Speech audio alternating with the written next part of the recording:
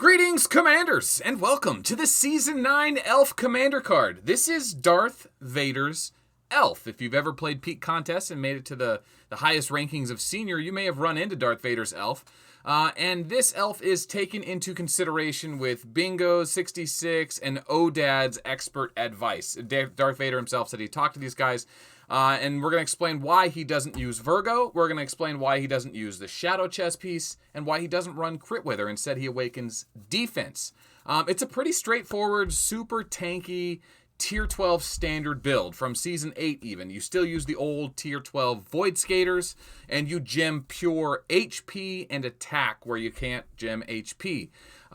You awaken the defense because you can get a lot of defense, and defense is important, even though there's a lot of ignoring defense in the meta right now. This is the standard elf build. This will do good against everything, with the exception of Rogers and Full Metal. Full Metal will remove Elf's heal, which makes it so that she can't recover, which is a big part of the build. And then Full Metal can also run Cassiopeia and avoid her curse damage, which basically makes her just relying on gems and Tier 12 tear space damage. Not the worst. She'll still do okay against Full Metal, but she will lose. Rogers will go damage immune. You can't do tear space and curse to a Rogers. You can't make Rogers skip his turns. So she can have a lot of trouble with Rogers. But that being said, Rogers doesn't always hit very hard. So depending on the Rogers build, you actually might do okay. As far as the weapons are concerned, and helmet, Valkyrie pure HP for the T12 tear space damage. I'll show some replays here in a second. The Walker chest piece, because it has good stats. It has good all-around stats. Damage reduction HP pants, of course. And then the two new Walker weapons for resistance weakened, attack, and accuracy. Still need to land those guaranteed hits to get that T12 tear space damage, right? You don't want to forget that T12 tear space damage is a big part of the build, even though you can really rely on curse if you want to in her survival, but yeah. So in order to get the most out of that Tier 12 tear space, you get Leo, Taurus gems, as well as Gemini. Cassiopeia to protect yourself from debuffs, and there's the argument for Virgo. If she is needing to survive, right, and the more troops she has can trigger higher curses, shouldn't Virgo help out? But apparently amongst the greatest players in Peak Contests, you will see that they are not running Virgo. They are not running Shadow Chess Piece. They're getting their resistance weakened from the weapons, and they're getting their damage reduction from defense on the Awaken. And then what am I forgetting here? And then the Gemini, the actual Gemini, instead of Virgo, affords so much more damage from the tear space that it's worth it. It's better all around. So that's the build, boys. That's the Season 9 Commander card build. Now, of course, we have to provide proof for these claims. I did have Vader on the phone, and he wanted to name her Bitch Elf. I was like, okay, it's your name. You can have it. Not normally what we go with here, but his request, and we'll allow it. So that's what it is. That being said, he did provide a bunch of replays. I actually normally don't get such a large amount of replays. So I'll go ahead and show this one here. This is the Ghillie replay. So what's interesting about this one is it's kind of what you expect. Ghillie is a tough commander for anyone to beat because she disables gems and she hits really hard, right? Nonviolent resistance. Sagittarius is really good against Elf. She just killed 700 there. But once Elf starts getting those heals triggered, she's going to start being able to survive those hits. Ghillie is not one-shotting Elf, right? Sagittarius Nonviolent Resistance didn't one-shot this Elf build. Defense plus HP goes a long way. And remember, you need that attack to increase your curse damage. So there you go. The hits are starting to roll in now. The curses are stacking up. The blessings on the back row to a Survive and Awakening. Back row gets hit with the curse. 1,000 units for all that curse damage. Remember, curse stacks up. So even in the first round, Elf has already knocked off at least 20% of all of the troops on Ghillie, well, except for slot 3. You pretty much can see what's going to happen here. You expect Ghillie to at least kill 1 or 2 slots, but by the time, there we go. Wow, look at that. Sagittarius, Gemini, Nonviolent Resistance. The heal makes her survive, even though she should die right now. Boom, that extra Gemini hit should have done it, but no. So curse resets.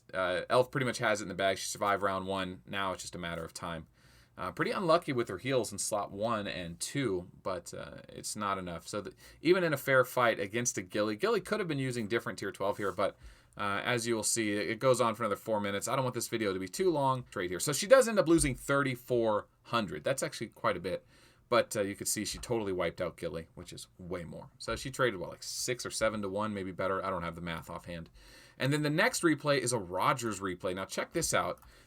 Loses 170, but kills 1,000. The Rogers build is the tank standard tier 12 boss Rogers build. I'll do that video soon. Only level 59 defensive stance. That's funny.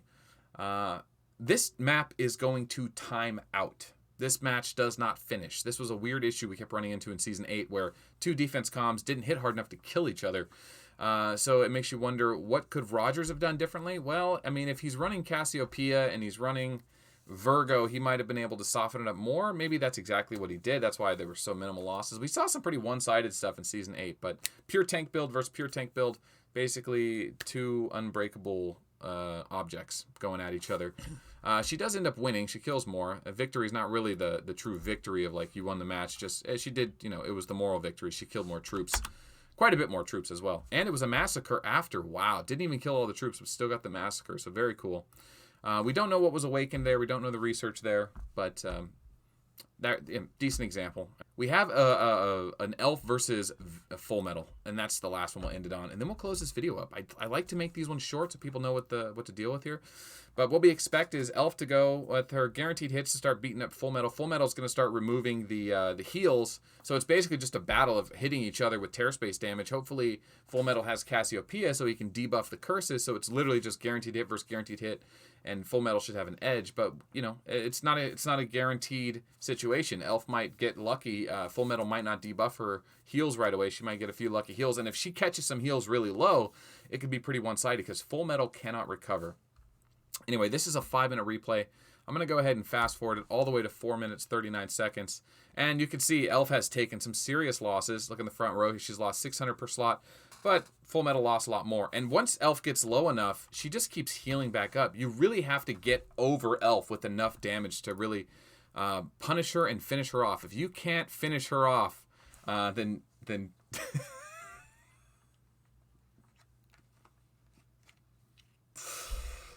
you can't finish her off, don't get in bed with her. She'll tell all your friends, and then Melt will put it on YouTube, and now we have a video about it. If you want a copy of this commander card, it is in the description below. You can go ahead and download it, share it with your friends, keep it for yourself, collect them all. We'll see you tomorrow.